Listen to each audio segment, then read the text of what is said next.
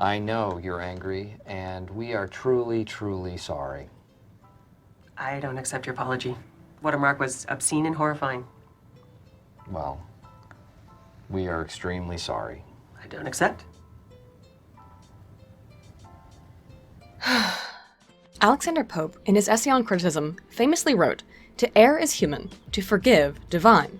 Error is certainly very human, as we all make mistakes and screw-ups. Mistakes are obviously more common than miracles. By that same nature, apologies for mistakes are often more common, yet if forgiveness is divine, does that make it impossible for us to truly forgive one another? For Pope, forgiveness was a divine aspiration outside of the realm of man. So why apologize if forgiveness is so anomalous? I'm sure many of you have noticed that more than a few public figures have made public apologies on YouTube that have backfired majorly in the signed faces of those apologizers.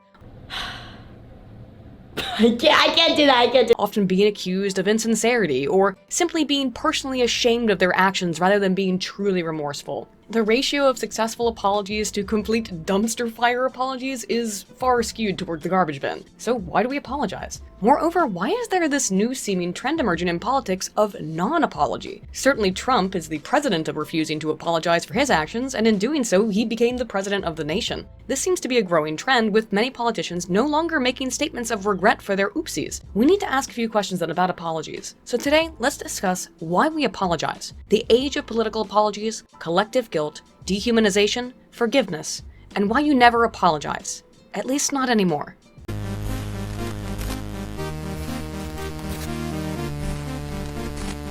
Tavkis 1991, in his foundational text on the study of apologies, Mea Culpa, gives us a framework to understand what an apology is as a form of communication and socialization. He notes that apologies are pointless outside of their social context, for, as he states, an apology, no matter how sincere or effective, does not and cannot undo what has been done. And yet, in a mysterious way, and according to its own logic, this is precisely what it manages to do. So what's in an apology? Apologies typically occur after a violation of social norms, as it indicates a lack of conviction to conformity towards the norms of a group or society. Apologies are designed such that this offending event both reaffirms publicly the unacceptable nature of the behavior and ideally is reciprocated with forgiveness and reacceptance into the social group that we have wronged. I realize I have let down every female public official in America, and I would like to apologize to them right now, individually and in alphabetical order. Michelle Bachmann. In this way, apologies are public reenactments of the transgression, which should solidify for others within the group that the behavior is aberrant. It is a display of what will happen if you don't follow the rules, therefore reinforcing the anti-normative social nature of this violation. The root word for apology, Taufkis contends, is not apologia, to apologize, but rather apologus, a fable, describing apologies not as a defense, but as a performative play or story precisely because an apology must involve reenacting and restating the cause of the grievance, which is acted out in repentance and deference towards the offended party. All apologies, sincere and true apologies, need to begin, therefore, as a story. All about how my life got flipped, turned upside down, to frame why the infraction was so serious as to warrant the display of guilt. Taufkis also contends that it is only through this display of nakedness that comes along with apologies that they can function properly as a kind of social deus ex machina to fix social problems. Therefore, any explanations or excuses that are contained within the apology do not truly elicit a public shedding of the self, of showing the guilt raw in all of its emotion-laden nature. Apologizing is not just a social desirability to illustrate the importance of group norms, it's also an internal desire. We want to apologize. It is a solipsistic yearning for forgiveness that we commonly call regret or guilt, which lies at the core of a sincere apology.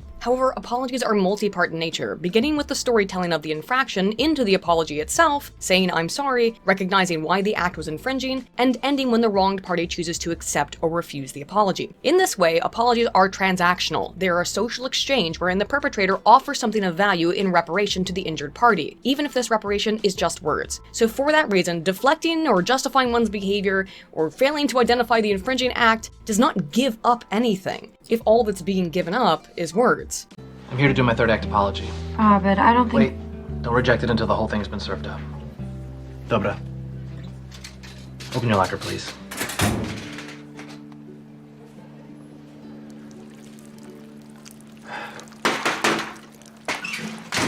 Hey. The crux of Taufkis' approach to apologies is that they are manners of social exchange. to right a perceived wrong via this exchange of only words that function to maintain social norms. If it's not obvious from this wordy and classical description of apologies that doesn't just arrive from Taufe's, but many other scholars in the sociology of apology, hey, that rhymed, is that apologies are both deeply emotional and intrinsically social. And immediately you may begin to see why a public apology from a YouTuber or a politician alike may falter when it comes to the kind of nakedness that need be laid bare to necessitate a sincere apology and therefore forgiveness. Politicians, public figures, YouTubers, and so on, in many ways they're all actors, and as such, it's likely that the performance of an apology is not perceived of as a true display of remorse, but rather as just that, a performance. Thus, even when there is sincerity behind these videos, these words, it's likely to be misinterpreted. But has that always been the case, or is the current ongoing general distaste for public YouTube apologies just a new phenomenon? Well, let's look back into history and the advent of the age of apologies.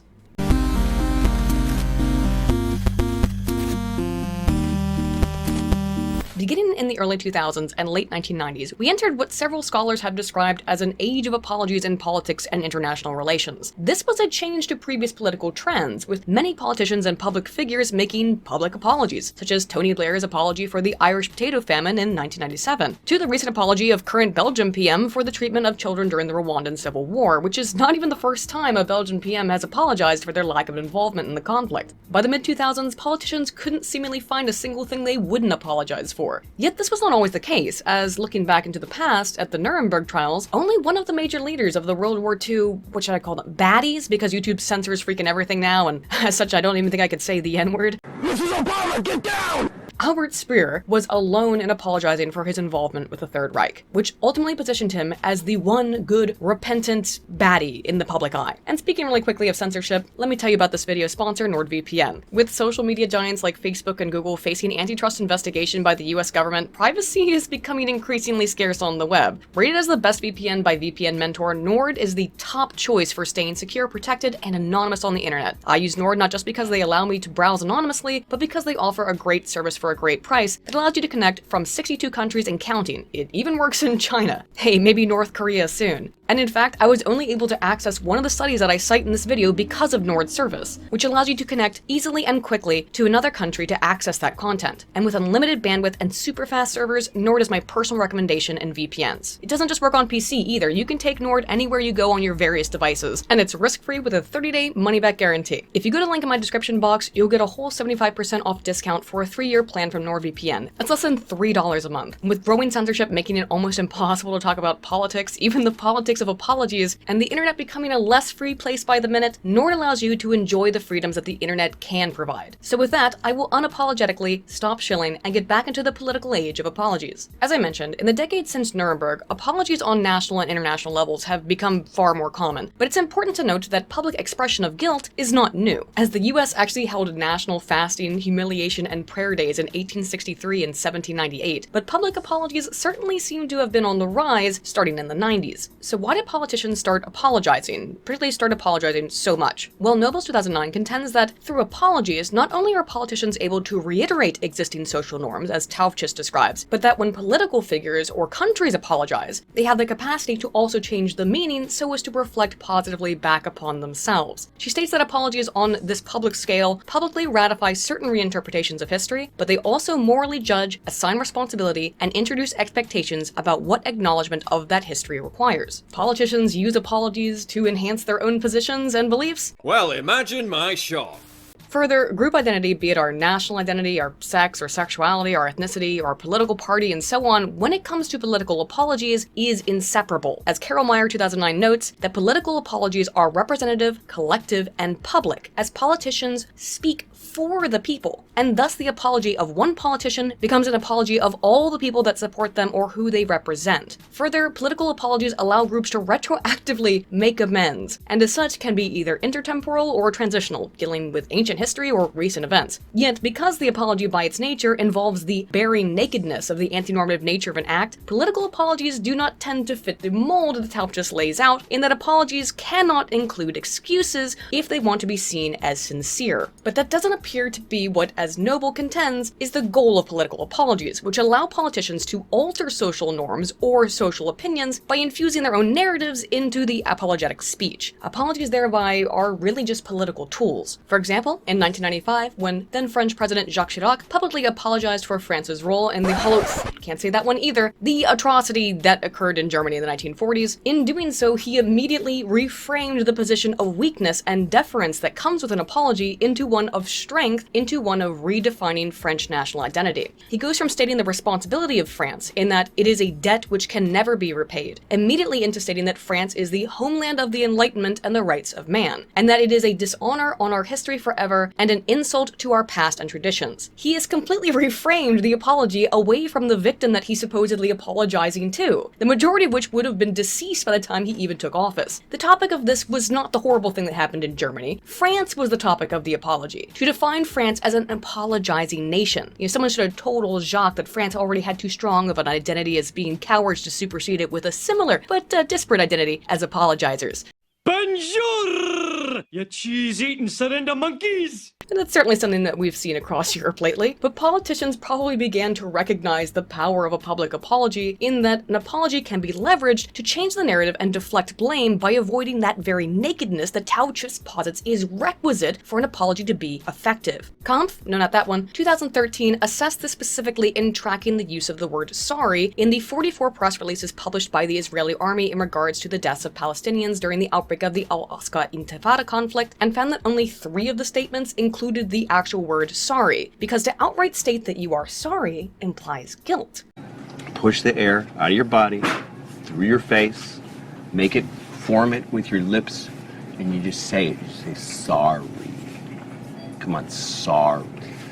Harris, Granger, and Mulaney 2006 further specifically assessed the types of apologies politicians make and the language that they used. For example, while in 2005 Tony Blair used the phrase very sorry and apology specifically when he was addressing the Guildford and Woolwich bombings, he was capable of doing that because when it happened, he was not PM. Thus, he's effectively apologizing for someone else's mistake, which exonerates himself, and of which the Independent actually quite aptly commented at the time how much easier it is to apologize for something that happened during someone else's tenure.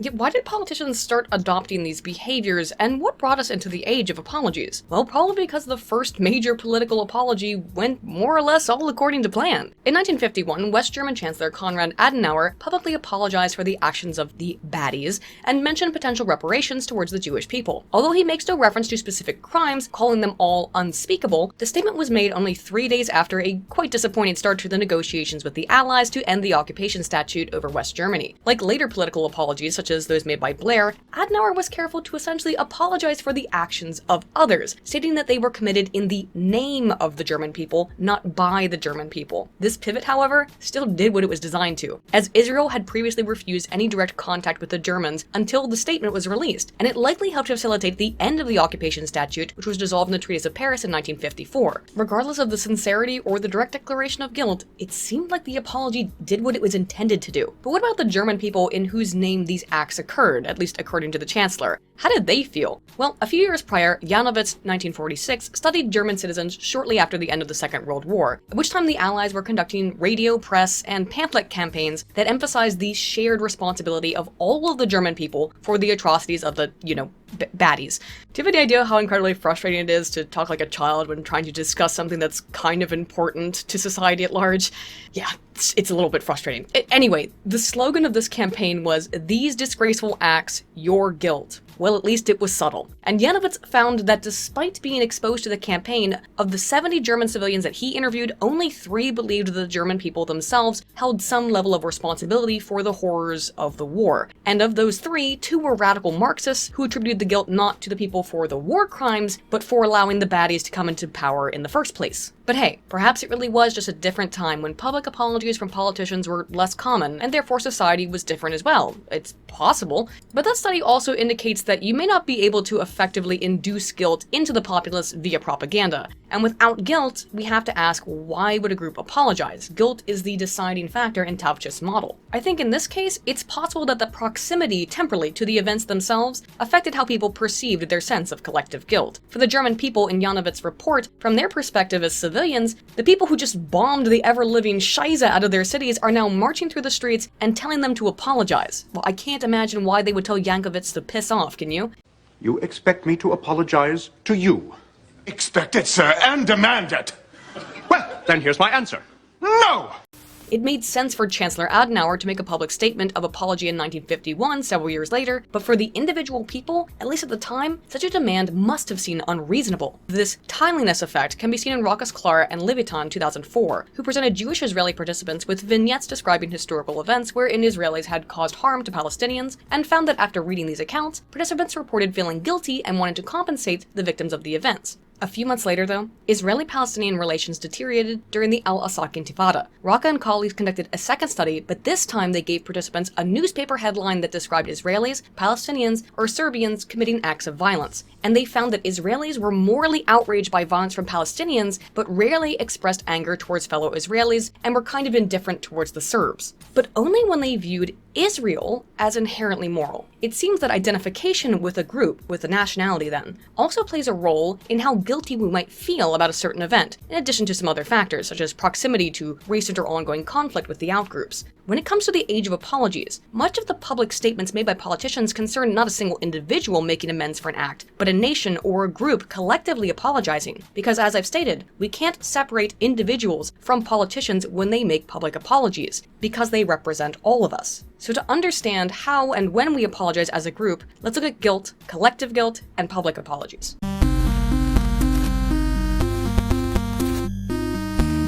We've already discussed the importance of guilt, but we need to understand it more thoroughly to understand why public apologies don't seem to work anymore, if they ever did. Zanwaxier and Kochanska 1990 wrote of guilt that the capacity for guilt is innate and universal, only its modes of expression are learned. It is inherent to humans, and it is an inherently unpleasant state. Baumeister, Sitwell, and Heatherton 1995 suggest that guilt serves three functions socially and evolutionarily. First, to maintain social norms. Second, to allow for those in lower positions of power to elicit guilt in others for personal self-benefit, and to redistribute emotional distress, such as to end conflict amicably without escalation. Again, the reason why guilt is such an important emotion here for us to focus on is because it is necessary for an apology to be seen as sincere. But what exactly is guilt, and how does it differ from shame? And why are we motivated to apologize or offer financial support or recompense when we feel guilty, either collectively or individually? Dr. Helen Lewis has proposed that shame and guilt are disparate, and that shame is a negative self-evaluation, while guilt is a negative action motivation.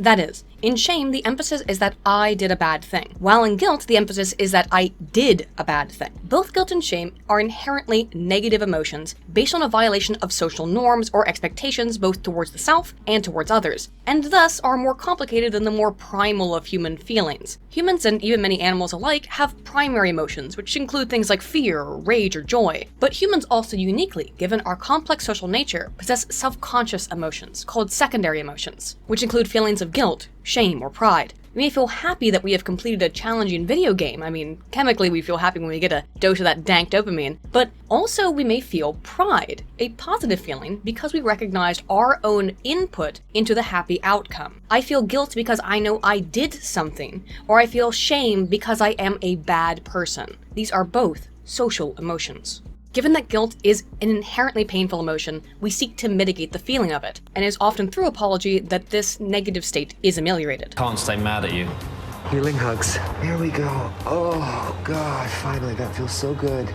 You smell amazing, like cinnamon and manhood. Let's never let go. No, we should let go. Let's let go of this burden together.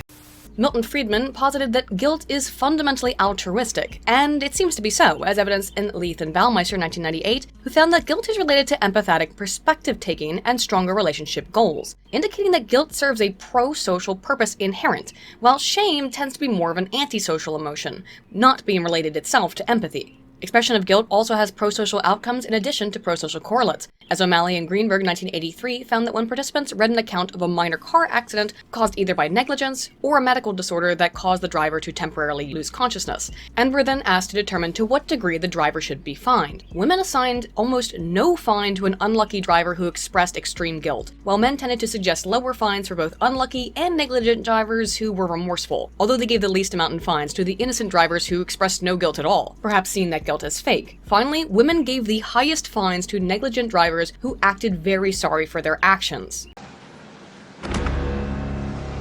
Women drivers, baby. But that's interesting, isn't it? Women perceived the true apology, having actually committed wrong and being repentant for it, as the most deserved of punishment. This illustrates that expressing guilt can have both positive and negative effects in the eyes of society, and may sometimes serve as a down payment towards future apologies and reparations. Just feeling sorry isn't enough, you also have to pay a fine. And thus, when it comes to politicians, even a sincere apology may seem fake, and thus result in greater public distrust, not just for the politician, but for their entire group. As guilt may also be significantly influenced by group affiliation. Mendel and Lerner, 1984, induced guilt by setting up a booby trap for participants such that when they went to go grab a chair from a stack, the stack was designed to fall over, and then the participant was asked to please stop messing everything up by the researcher, which I think is an incredibly cruel and unusual punishment that a social reject like myself would develop a complex in response to, but hey, it flew by the Institutional Review Board, so ethically sound. Right, what is wrong, who's to say, really, in the end?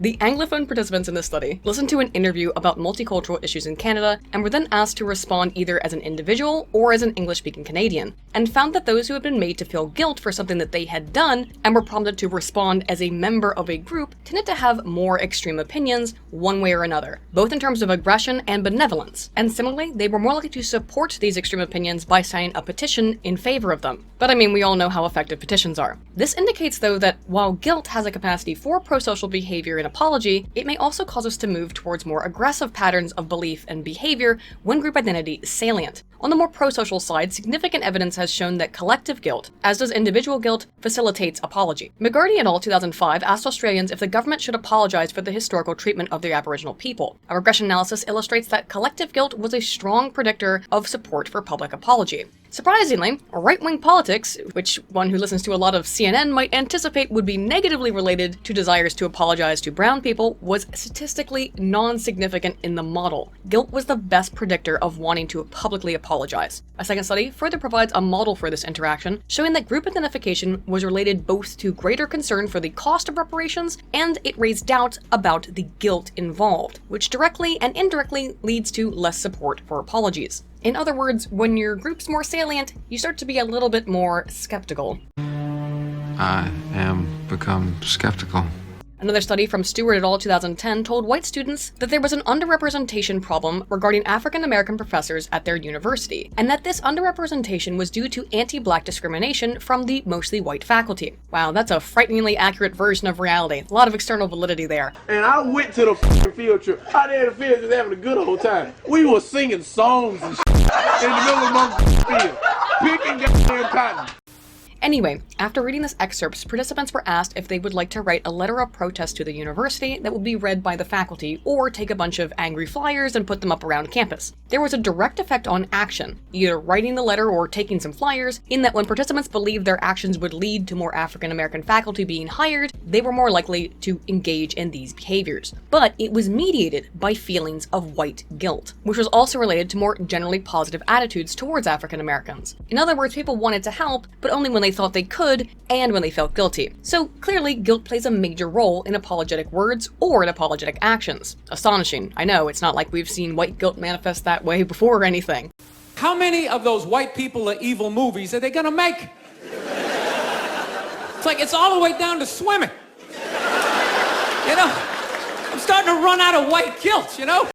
Specifically assessing the differences between guilt and shame in the context of formal public apologies, and specifically reparations, Brown et al. 2008 gave participants a questionnaire regarding perceptions of the historical mistreatment of the indigenous Mapuche people of Chile, and if they tended to internalize the mistreatment as a product related to the self, that being shame, or a product related to an action, that being guilt, and were asked about their opinions on providing reparations towards the indigenous people. They found that shame tends to actually inhibit desires to make a public apology in the form of gibes, with the greatest desire to give out reparations from those high in guilt and low in shame. Thus, when we feel guilty but not ashamed, in association with our shared social in-groups, we might be more likely to apologize. The degree to which we feel associated with our in-group, though, also plays a role in our desire to publicly apologize in the form of reparations, as found by Klein, Licata, and Perucci, 2011, across Belgian participants and their reported attitudes towards financial compensation to the people of the Congo for Belgian colonialism. Participants who strongly identified as Belgian were the least likely to support reparations, and instead told the Congolese to go make a bridge and get over it. Thus, the more connected we feel towards our social identity, towards the collective from whence this guilt emerges, the less guilty we feel, and therefore the less prone we are to support public apologies. Yet this is all just theory, and we know public apologies have happened. So what occurs after apologies in regards to collective guilt? GISE 2003 provided Dutch participants with an account of the Netherlands' colonization of Indonesia, which was worded to be pro-Dutch, anti-Dutch, or neutral. And they were told the source of the account was either an American or another Dutch person. They found that participants who did not identify strongly as Dutch were more likely to feel guilt from an American source, while those who identified strongly as Dutch felt more guilt when the source was similarly from the Netherlands, believing the American source to lack credibility. A second study gave participants a report that the Netherlands government had recently either apologized, given financial compensation, or done nothing in recompense to the Indonesian people. Those who did not identify strongly with their Dutch heritage actually felt the most guilty when the government had given financial reparations, while those high in Dutch identity felt the most guilty when the state had apologized and not given reparations. Similarly to the sample from Belgium, those who identified strongly as Dutch were not in favor of either an apology or financial compensation for the colonization of Indonesia. And as you can see, proud persons of the spice persuasion were not pleased by the prospect of apologies. So we've seen that guilt can tend to produce prosocial behaviors through the form of public apology or reparation, but it can also produce some antisocial behaviors in the form of minimizing perceptions of harm by dehumanizing the object of the infraction, the infringed. And it seems therefore the wind is taken out of the sails of the prosocial nature of guilt when group identity is overwhelmingly involved. So let's describe the role of dehumanization of outgroups as it applies to collective guilt and apologies.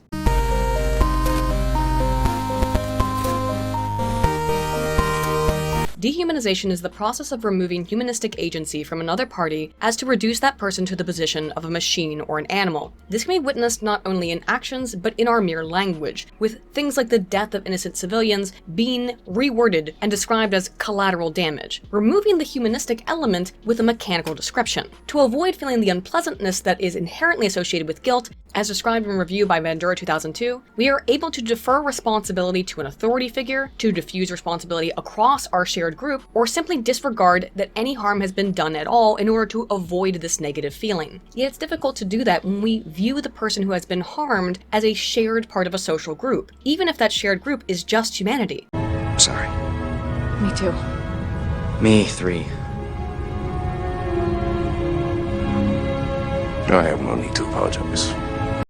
We're more likely to empathize with them when we see them as human. Yet a dehumanized person lacks this. They lack a shared social group. They're not even the same species as us. A poignant example comes from Stalin's description of peasant farmers, the kulaks, as enemies, vampires, spiders, people who were liquidated under his regime in numbers somewhere between 700,000 to 6 million. And you see that word liquidated? That in and of itself is a dehumanizing term. Why then would we feel guilt towards an other if that other is not inherently human and guilt is an inherently social emotion? This tendency to dehumanize when faced with guilt was induced by Castano and Giller-Sorolla 2006 across several different in-groups and out-groups, including abstract out-groups invented by describing a race of aliens in contrast to humans. In that first study, participants read a story about an alien race, the G's. OGs, I guess. They were told 10,000 G's recently died in either an accident caused by human negligence, or were actively slaughtered by mankind. They found that participants viewed the G's as less human when they had been massacred.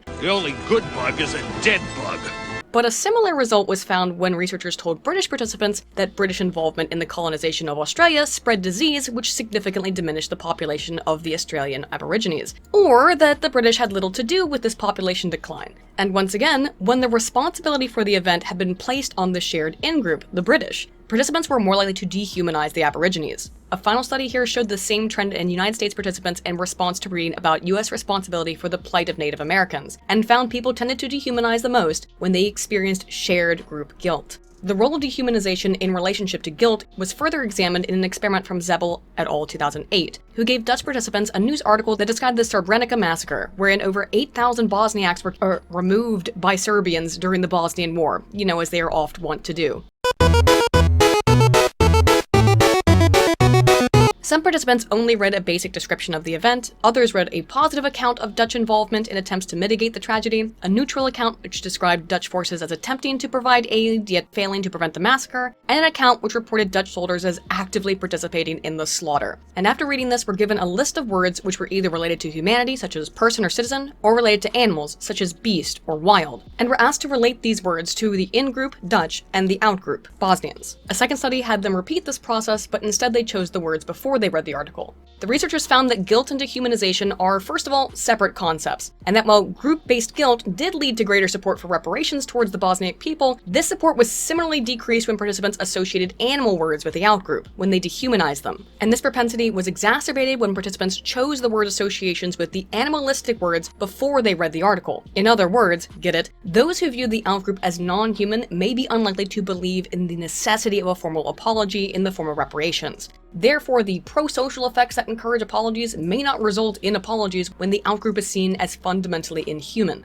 The divergent nature of guilt and dehumanization can be further elucidated with evidence from Sahajic, Brown, and Gonzalez 2009 across two different cultures, both Serbian and Chilean. In the Chilean sample, participants read an article about the mistreatment of the indigenous Mapuche people, again, which placed the blame for their displacement either on a few or on all non-indigenous Chileans. And they found that people responded to the priming of their shared social group in one of two ways, either through a lack of secondary emotions such as guilt and pity, resulting in decreased empathy through feelings of collective guilt, which in and of itself alone generated greater empathy. A second study which replicated the same experiment, but with a prompt given to Serbian participants, who were either reminded or not of the casualties of the Bosnian War, found similar results in response to reminders of misdeeds as being processed through emotional engagement or disengagement, whether or not you use these secondary emotions. This dual process effect may also extend to shared national identities when ethnicities and smaller groups are salient, as is indicated by Cuddy Rock and Norton 2006, who provided participants with an account of a mother who had lost her 2-year-old son in the chaos of Hurricane Katrina, but manipulated the race of victims by naming the mother Tanisha and her son Tyrell, or Amanda and her son Joshua. Now, I've criticized this method of manipulating racial perceptions in research as both families shared the same last name, Johnson, and there's nothing particularly white or black culturally loaded about the names Amanda or Joshua. Thus, while Tanisha and Tyrell, yes, are culturally black-loaded names, the others are not inherently not black-loaded names. So that's something to keep in mind with these data. I mean, even Chad isn't a white-loaded name. It's a country in Africa, for frig's sake, dingus. You done messed up, Aaron! Now take your ass on down to Oshag Hennessy's office right now and tell him exactly what you did! Anyway, they found that participants expressed the greatest degree of secondary complex social emotions toward their own race, both in black and in white participants. But I should note that white participants generally forwarded more of these social emotions, this guilt, towards black victims than black participants did towards white victims. Just a little bit of a disparity there. Finally, in regards to in-group and out-group degradation as it applies to in-group favoritism that might lead towards dehumanization of the out-group, once more let's look at our favorite human bonding hormone, oxytocin. DeDrew et al. 2011 gave Dutch participants a snort of the old cuddle hormone, which is typically produced via social contact, and found that it caused favoritism only towards the in-group, but not degradation of the out-group. This indicates that mere exposure to similar people and the chemical response that exposure creates may increase in-group bias, but that alone does not result in dehumanization of an out-group, although it may play a role, such that when people are being social, they may potentially be less affected by guilt. Although it should be noted that there was some indication oxytocin decreased out-group distaste when it was measured with an implicit associations test, another test that I can't stand.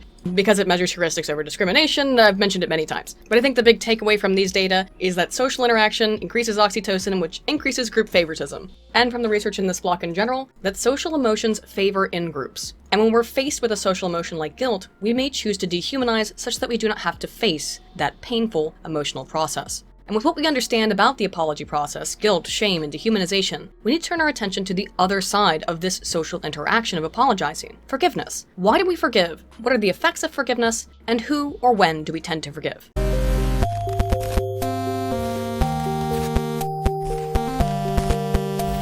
Much as with apologies, forgiveness is an act of self-degradation, because it reduces the social power that the forgiver inherently holds. When we are the wronged party and the apologizer is debasing his or herself for our benefit, why would we relinquish that power over the person who has wronged us? Grovel before me, you pathetic perpetrator. We don't group with the sorry.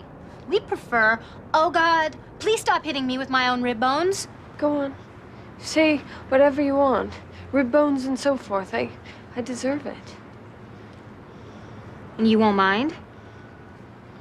Well, then that's no fun.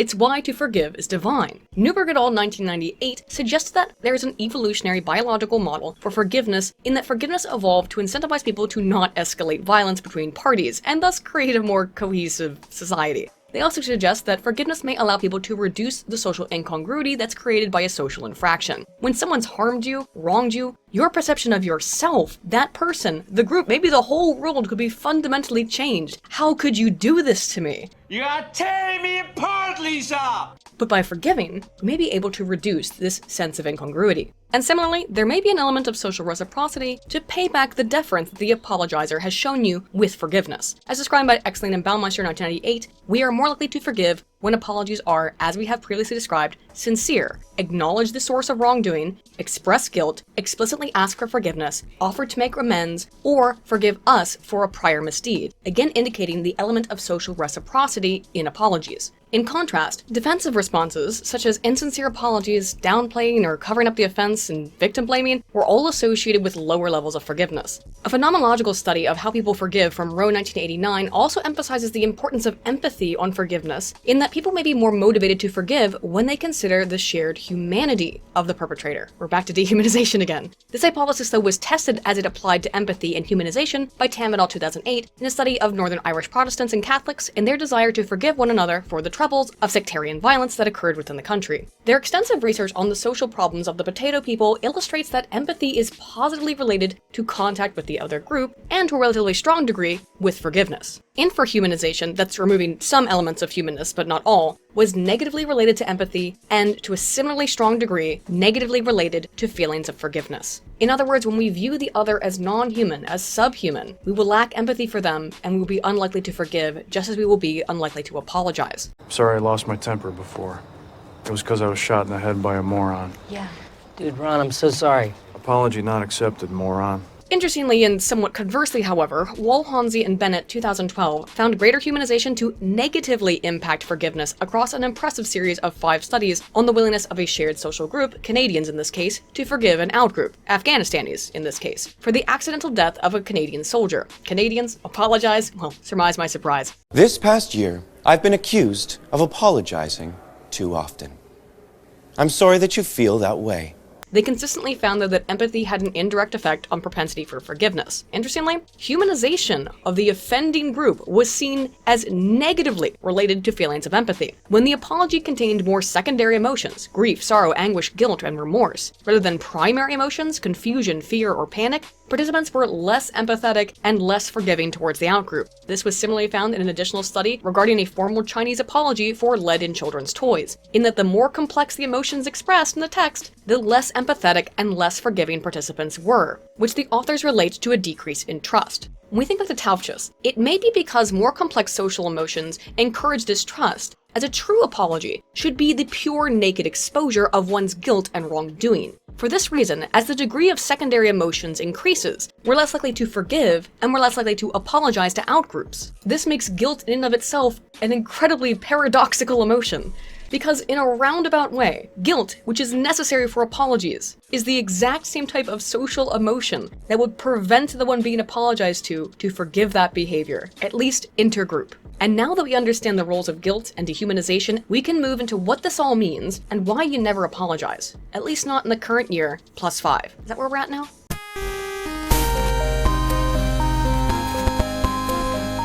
While I was working on the research for this video, I had a lot of examples in mind that I wanted to discuss, one of which being Carl Benjamin, Sargon of Akkad, and his recent run for MEP, which resulted in a resounding victory for Nigel Farage, but left UKIP without a single seat, because he repeatedly refused to apologize for the statement he had made regarding MEP Jess Phillips' "I wouldn't even rape you" tweet. Of course, I get what Sargon was trying to say there, so while it sounds awful mostly because of the inclusion of the word even, which implies he would do other things up until that, it's all just semantics ultimately, because Carl did not threaten Jess Phillips. Hence no guilt, hence no need for an apology.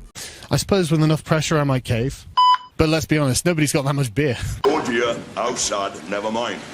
It didn't work out so well as mentioned, but was that a poor political move? I would argue no, because I don't think there was anything to be gained by apologizing, because apologies will not work towards a group that fundamentally finds the onus of the apology to be non-human. And it's very obvious when you look at language. You can see the denial of personal guilt being replaced with dehumanization for the others when they use words like baddie or far right or white supremacist or fascist and so on. This is dehumanization. They're designed to remove the human element from political discourse. And nowhere has it been made so thoroughly clear that that is the current political gestalt than the heinous attack on Andy Ngo from Antifa on June 29th of 2019. Andy's an independent journalist and one of many who was covering an Antifa protest in Portland on that day, but unlike all of the others snapping photos and taking videos of the terrorist group's violent behavior, Andy is a self-proclaimed conservative. Now, Andy is also a gay Asian man, and many people were quick to point out the hypocrisy that the people who usually care about the protection and well-being of minority groups would attack such a person so viciously, which they did. But the mindset of the many verified nobodies on Twitter who climbed out from under their blue check marks to actively support the attack on Mr. Ngo, which has left him in the hospital with a brain hemorrhage by claiming he was asking for it, do not recognize this hypocrisy. And the reason why is because they do not recognize his other salient group identities. The only one that's salient in their minds is the dominant social identity that they associate with him. It's not his ethnicity, it's not his sexuality, it's his conservative status. And conservatives are non-humans. They are baddies, they are white supremacists. Why would you apologize to someone who is not human? Why would you show remorse? Yes, I do think apologies serve a point and a purpose in interpersonal communication, obviously they do. But in the current politic, this behavior no longer serves its social function. Politics are so deeply tribalized at this point that apologies could not be understood by one another, let alone forgiveness be offered. And seemingly both the left and the right have started to figure this out. Not apologizing is obviously a core tenet of Trump's persona precisely because he recognizes what an apology is, that it is a public act of nakedness that denigrates the self for the purpose of maintaining or evolving social norms. But I don't think we are all living by the same shared social norms currently. The left and the right are so divisive and hateful towards one another. There are many who intrinsically do not see the other side as human at all. And I won't lie, many people on my side are quick to call someone a communist because it's similarly dehumanizing. Although I would argue it's a bit of a different case when the person puts communist in their Twitter profile, but I digress. Trump's refusal to debase himself and to admit some level of guilt, even though it may have worked at one point during the age of apologies and beforehand. The political climate is such that apologies now mean nothing. They can mean nothing because of how our society is structured. As we've seen, tribalism supersedes guilt. And Trump is far from alone here. Recently, and you could be watching this at any point in time now, and I'm pretty sure that recently would still be apt, Alexandria Ocasio-Cortez did a couple oopsies, including calling detention centers for refugees concentration camps, and then refusing to fund better facilities that the border budget would have entailed. And then, of course, went and posted photos of her crying at an empty parking lot. But while all of this was going on, some people had something very special to say to AOC, namely a couple of Holocaust survivors. What you are doing, you are insulting every victim of the Holocaust. Shame on you. Now everyone likes to trot out a good Holocaust survivor in order to make a point for their political side. But did AOC apologize for this? Did she apologize to these men? No, because again, it's an admission of guilt. And right now, guilt is not useful. Dehumanization is. Did Ilhan Omar apologize for her statements that on 9/11 some people did something?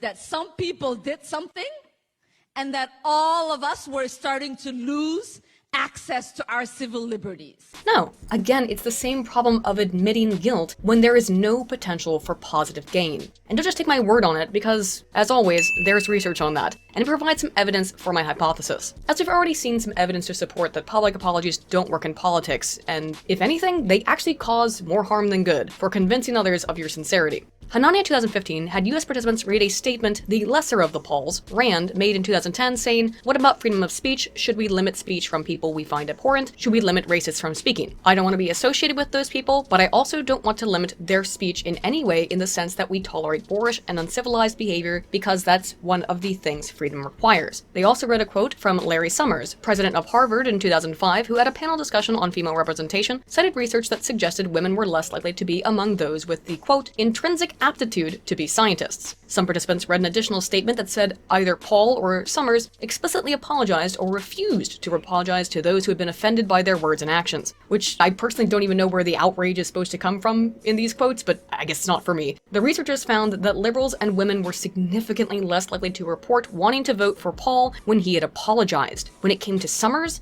every demographic except for men were more likely to demand that he face negative consequences for his statements when they read read his supposed apology. Across the board, negative perceptions. This indicates yes, partisans may be particularly unlikely to accept apologies from outgroups, but also that it is a bipartisan tendency for everyone to find apologies distasteful, and ultimately view the apologizer more negatively. There's even more empirical evidence which illustrates public apologies just don't work, at least not anymore, as Wall et al. 2013, who measured the effect of apologies on forgiveness and guilt over time in an analysis of public responses to an apology made by the Canadian government for the head tax which was imposed on Chinese immigrants between 1885 and 1923. Across all Canadians, those who felt the most guilty and felt that the apology was sincere, as well as those high in guilt and those who felt the apology wasn't necessary, were the most likely to anticipate that the apology would improve intergroup relationships. Moreover, Chinese Canadians reported being more likely to forgive when they felt less guilt and when they thought that the apology was sincere. In other words, we want apologies to work, and we think they're going to work, but do they?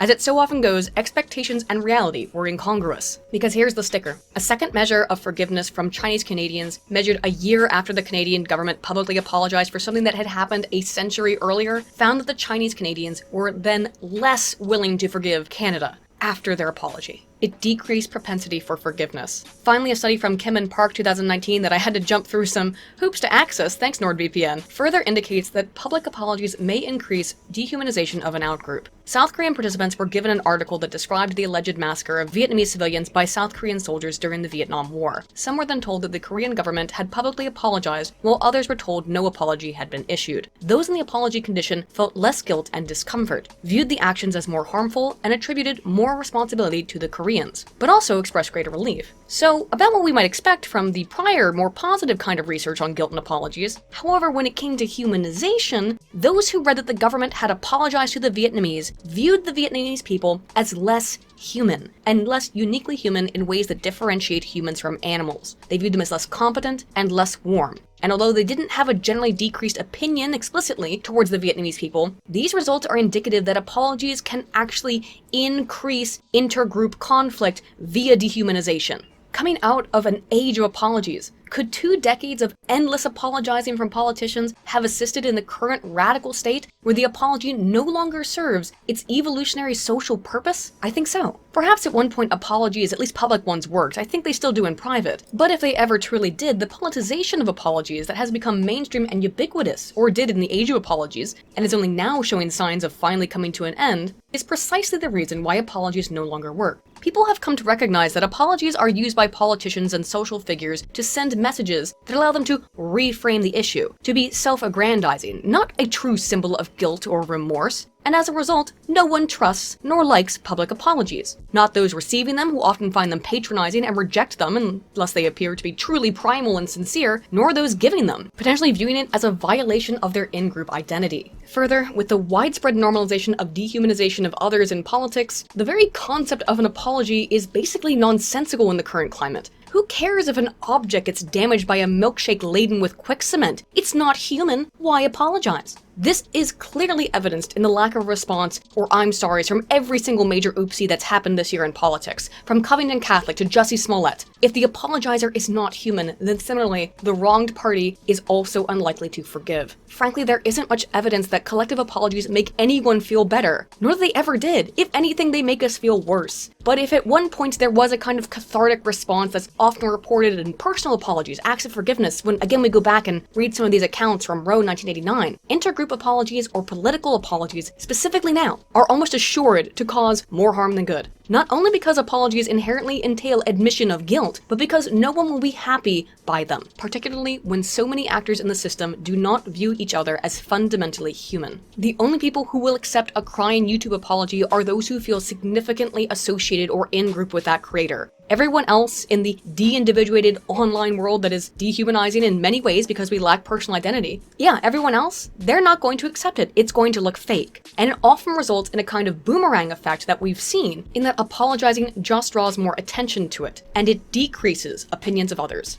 I do believe that Tauftas is correct in his assessment of the role of apologies, and classic research shows that individual apologies do have prosocial effects when it comes to relationship maintenance. However, it seems clear that if public apologies or group apologies could ever have possessed even a fraction of the capacity for the nakedness that Tauftas describes and states is requisite, then they sure don't now. And I'm not sure that they ever could in the foreseeable political future. You may despise Trump or Sargon or AOC or Ilhan Omar, but ultimately this tactic of refusing to apologize is simply politically advantageous over the contrary. Thus, I see the sun setting on the age of apologies, and it rising on an age of both defiance and dehumanization. But what do you think? Should we apologize? Should politicians apologize for us? Can we ever truly forgive? Let me know what you think in the comments section down below. If you enjoy my work, you can support me in any way you see so fit, be it through Patreon, Subscribestar, or Streamlabs, or by just buying some merch, all of which is linked in the description below. I've also included links to several of the books that I talked about here today if you want to learn more about the science of apologies. Once again, you can get 75% off a 3-year subscription to NordVPN, also in the description. If you want to meet me in real life, I will be both at Minds IRL and at the International Conference on Men's Issue in August of this year. Tickets, once again, down below. But most importantly, a sincere thank you to all of you guys who support me on Patreon, Subscribestar, and Streamlabs, and so on. I am blown away by the generosity, and it's what allows me to continue to make really elaborate, spurgy videos like this one. Finally, if you want to see more of me for some reason, I do play Pathfinder every Tuesday on Nuckalavee's channel, so come check out last week's exciting shopping episode. Finally, if you've enjoyed this video, please be sure to like and subscribe, and as always, all ton of old.